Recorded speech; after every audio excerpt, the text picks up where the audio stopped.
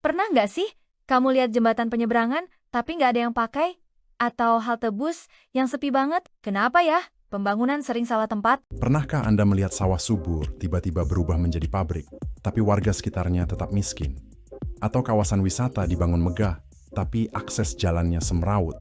Jawabannya ada pada bagaimana kita merencanakan wilayah.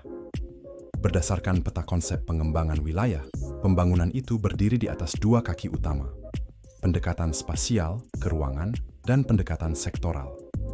Masalahnya, seringkali dua pendekatan ini jalan sendiri-sendiri. Mari kita bedah satu persatu agar kita paham akar masalahnya. Pertama, pendekatan spasial. Cara pandang utamanya adalah ruang, lokasi, dan infrastruktur fisik. Dalam pendekatan ini, pemerintah sibuk mengatur struktur ruang, di mana jalan harus dibangun, di mana pelabuhan diletakkan, dan zonasi lahan mana yang boleh dibangun atau harus dilindungi. Produk nyata dari pendekatan ini adalah dokumen rencana tata ruang wilayah atau RTRW. Tujuannya mulia, yaitu menciptakan efisiensi tata letak dan mengurangi kesenjangan antar wilayah. Kelebihannya, segalanya terlihat jelas dan terukur secara fisik di atas peta. Tapi, kelemahannya fatal jika berdiri sendiri. Pendekatan ini sering lupa pada siapa yang tinggal di sana. Aspek sosial, ekonomi, dan kemiskinan sering tidak terlihat hanya dengan memandang garis-garis zonasi. Kalau pendekatan spasial itu bicara soal ruang, pendekatan sektoral ini fokusnya ke aktivitas. Jadi, kita memilih mesin ekonominya apa, mau pertanian, industri, atau pariwisata.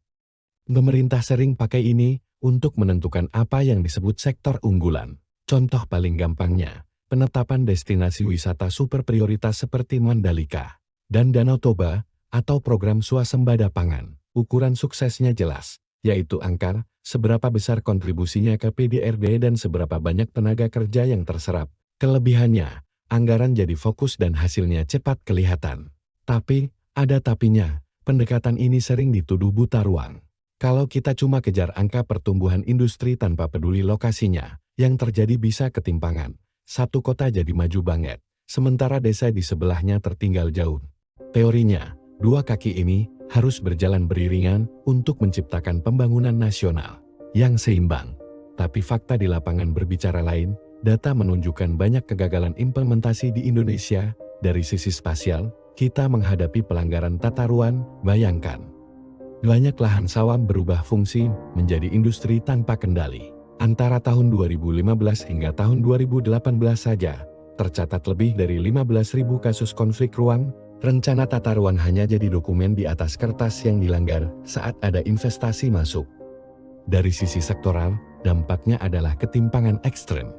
Karena fokus sektoral industri yang berlebihan di satu titik, terjadi jurang pendapatan yang lebar. PDRB tinggi di satu tempat, tidak menetes ke tempat lain. Ini bukti bahwa pertumbuhan ekonomi tinggi belum tentu berarti pemerataan. Lantas, apa solusinya? Jawabannya adalah integrasi. Mesin ekonomi harus ditempatkan di atas tata ruang yang solid. Kebijakan satu peta mencegah izin tambang dan kebun tumpang tindih hutan lindung. Investasi sektoral harus mematuhi zonasi ruang, dan tata ruang harus dirancang untuk mendukung ekonomi. Tanpa kawin silang ini, pembangunan kita hanya akan terus salah tempat. Terima kasih sudah menonton, jangan lupa subscribe ya.